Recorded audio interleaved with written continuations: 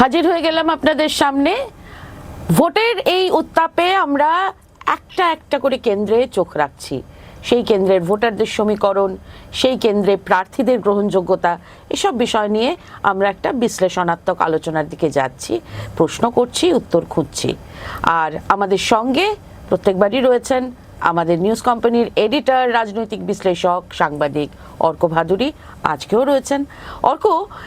এর আগের দিন যখন ভবানীপুর নিয়ে আলোচনা হচ্ছিল, তখন একটা কথা তুমি বলেছিলে যেটা খুবই গুরুত্বপূর্ণ, যে বাঙালি ভোট, বাঙালি ভদ্রলোকদের ভোট, ভদ্রলোক বলতে ওই মধ্যবিত্ত বাঙালির ভোট, এইটা কোথাও গিয়ে একটা বামেদের পক্ষে যায় কখনো কখনো, এরকম একটা বোধহয় তুমি বলেছিলে। ভুল হলে তুমি আমাকে কারেক্ট করে নেবে। তো যাদবপুরে আজ যদি আমরা একটু চোখ রাখি, সেইখানে বিকাশবাবুর একটা স্বচ্ছ বাঙালি ভদ্রলোক ভাবমূর্তি রয়েছে। সেইটা কি কোথাও গিয়ে সেটা ফ্যাক্টর হবে? তারপরে ধরো ওই কলোনি সেন্টিমেন্ট, সেই আবেগটা, সেটা গিয়ে কোথাও গিয়ে কি ফ্যাক্টর হবে? মানে ভোটার সমীকরণ কি বলছে? ফ্যাক্টর হবে কিনা জানি না, তবে উত্তরপাড়ার মতোই যাদবপুর কেন্দ্র বামপন্থীরা কিন্তু হারার জন্য লড়ছেন না। মানে তাদের লড়াইটা ভোট পার্সেন্টেজ বাড়ানোর জন্য নয়, তাদের লড়াইটা কিন্তু জয় পাওয়ার জন্য। এবং যদি আমরা যাদবপুর কেন্দ্রের অলিগলিতে ঘুরি, যদি আমরা ওয়ার্ডগুলোতে দেখি, তাহলে আমরা কিন্তু দেখব যে বামপন্থীরা সর্বশক্তি দিয়ে কিন্তু যাদবপুর কেন্দ্রে তারা লড়াই করছেন। তারা জিতবেন কি জিতবেন না, দ্বিতীয় হবেন না প্রথম হবেন না তৃতীয় হবেন পরের কথা, কিন্তু এই যে লড়াইটা তারা দিচ্ছেন, দিতে পারছেন, তার দুটো দিক আছে। একদম পরিসংখ্যান দিয়ে শুরু করে আমি পরে এই প্রশ্নটার উত্তরে আসছি। 2024 সালের যে পার্লামেন্ট ইলেকশন, সেবারে লোকসভা নির্বাচনে যাদবপুরে সিপিআইএম দলের প্রার্থী হয়েছিলেন ছাত্রনেতা সৃজন ভট্টাচার্য। মনে রাখতে হবে, সৃজন কিন্তু যাদবপুরের 6টা বিধানসভার ভোটের ভিত্তিতে সৃজনের প্রাপ্য ভোটটাকে আমাদের দেখতে হবে। তার কারণ ভাঙড়ে আইএসএফ এর আলাদা প্রার্থী ছিলেন এবং সৃজন প্রায় কিছুই ভোট পাননি। সেই জায়গায় দাঁড়িয়ে যাদবপুরে সৃজন ভট্টাচার্যের প্রাপ্ত ভোট ছিল কিন্তু 28.57%, অনেকখানি ভোট। উত্তরপাড়ায় যেরকম সিপিএম 25%-এর ওপর ভোট পেয়েছিল, যাদবপুরে কিন্তু তার থেকেও বেশি ভোট সিপিএম এর। এই যে 28%-এরও বেশি ভোট, প্রায় 29% ভোট যাদবপুরে, এই ভোটটা হাতে নিয়ে কিন্তু সিপিএম লড়তে নামছে। এবং বিজেপির সঙ্গে সিপিএম এর কিন্তু ভোটের গ্যাপ এখানে খুবই কম। বিজেপি ভোট পেয়েছিল 30.5%, সিপিএম প্রায় 29%, মানে 1.5% ভোটের ফারাক। এই যে নির্বাচনে যে তৃণমূল বিরোধী ভোট, যাদবপুরের তৃণমূল বিরোধী ভোট যদি তার একটা বড় অংশ মনে করে যে বিজেপির ক্যান্ডিডেট যথেষ্ট হেভিওয়েট নন, অন্যদিকে বিকাশ ভট্টাচার্য যে হেভিওয়েট ক্যান্ডিডেট এটা বলার আলাদা করে আর অপেক্ষা রাখে না, এবং বিজেপির যে ভোট, সেই ভোটের একটা অংশ যদি সিপিএম এর দিকে আসে, তাহলে সিপিএম কিন্তু এই কেন্দ্রটা একদম শেষ পর্যন্ত লড়াই করবার মতো তাদের কেন্দ্র। এটা হচ্ছে একটা দিক।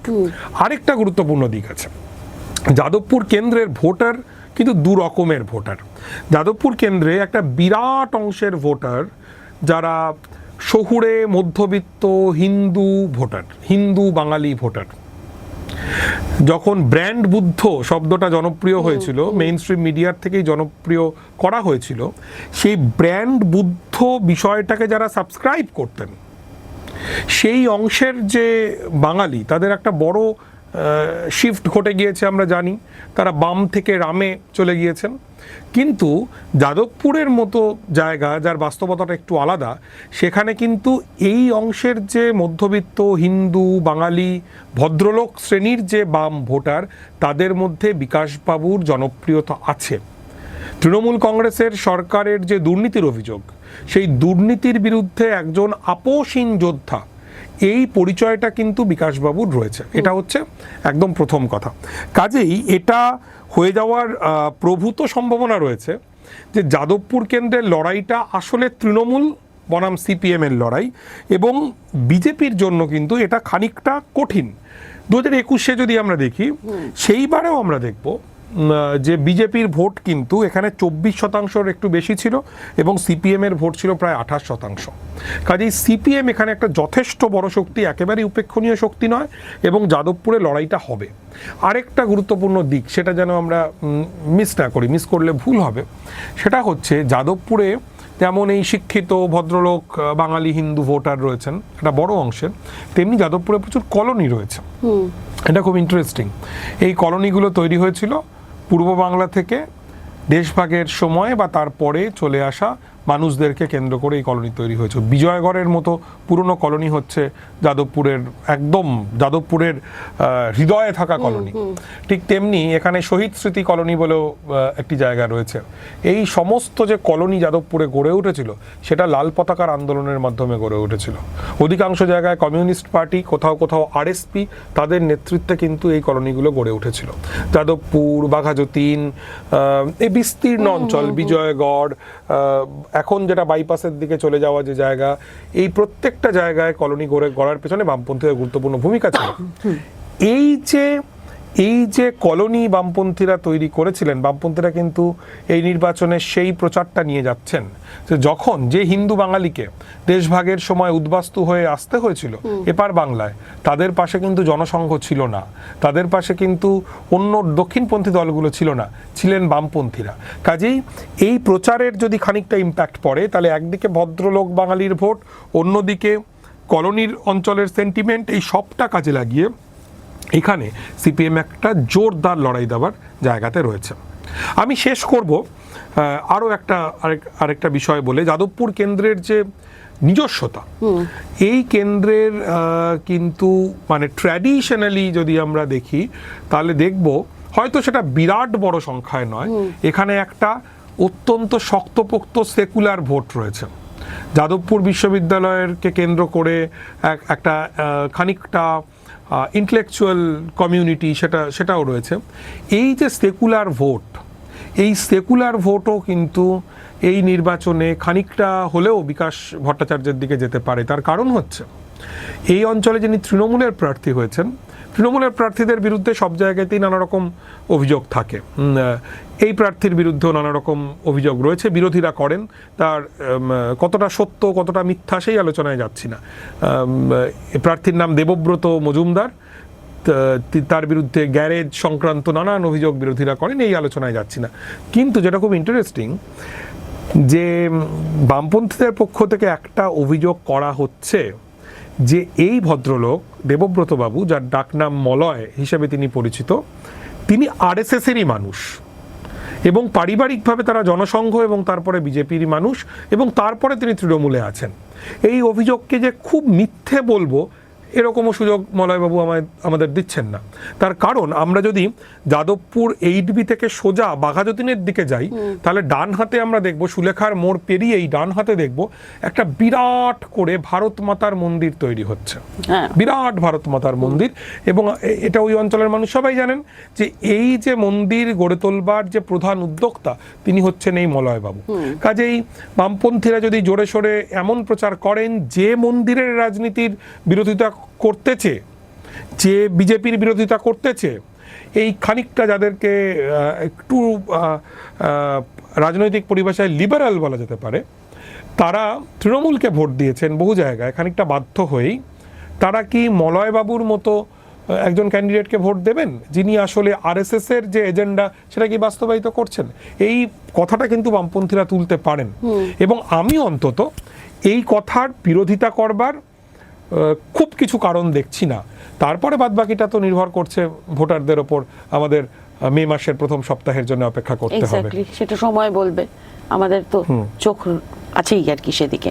এবার তুমি যেটা ওই সৃজনের উদাহরণ দেওয়ার সময় যে ভাঙড়ের উল্লেখটা করলে, যে সেন্টিমেন্টটা বা যে জায়গা, মানে যে কমিউনিটি, যে ধরনের ভোটারের যে চরিত্র, সেইটা তো যাদবপুরের যেরকম আছে সেটা ভাঙড়ের থেকে সম্পূর্ণ আলাদা।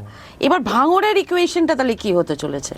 ভাঙড় খুব মজার লড়াই, খুব ইন্টারেস্টিং লড়াই, এবং যাদবপুরের লড়াই আমরা যে সমস্ত শব্দগুলো ব্যবহার করছি, ভাঙড়ের ক্ষেত্রে সেই সমস্ত শব্দের কোনো গুরুত্বই নেই, লিবারাল, সেকুলার ইত্যাদি ইত্যাদি এগুলোর কোনো জায়গা নেই। ভাঙড়ের লড়াই হচ্ছে কিন্তু মূলত আমরা জানি যে কবজির লড়াই, এবং সেইখানে নওশাদ সিদ্দিকী এগিয়ে থেকে শুরু করছেন, এইটা বলতে আমার অন্তত কোনো দ্বিধা নেই।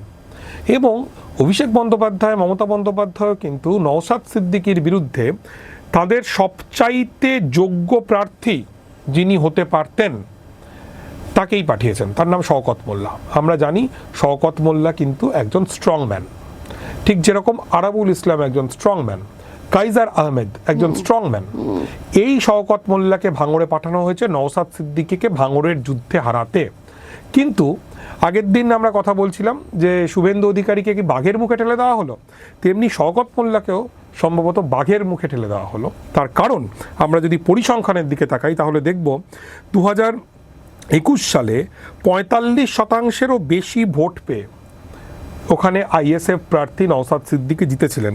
এখানে বিজেপি একেবারেই উপেক্ষণীয় শক্তি, তাদের ভোট 2021-এ ছিল 16%, এবং তার আগে তার পরের যে নির্বাচন 2024-এ ছিল 12%, যেটা খুব ইন্টারেস্টিং, খুবই ইন্টারেস্টিং। 2024 সালের যে সংসদ নির্বাচন, লোকসভা নির্বাচন, সেখানে সায়নী ঘোষ ভাঙড় থেকে লিড পেয়েছিলেন, প্রচুর ভোটে লিড পেয়েছিলেন, তিনি প্রায় 48% ভোট পেয়েছিলেন। কিন্তু 2 নম্বরে ছিলেন আইএসএফ প্রার্থী, মানে সৃজন 2 নম্বরে ছিলেন না, বা বিজেপি 2 নম্বরে ছিলেন না।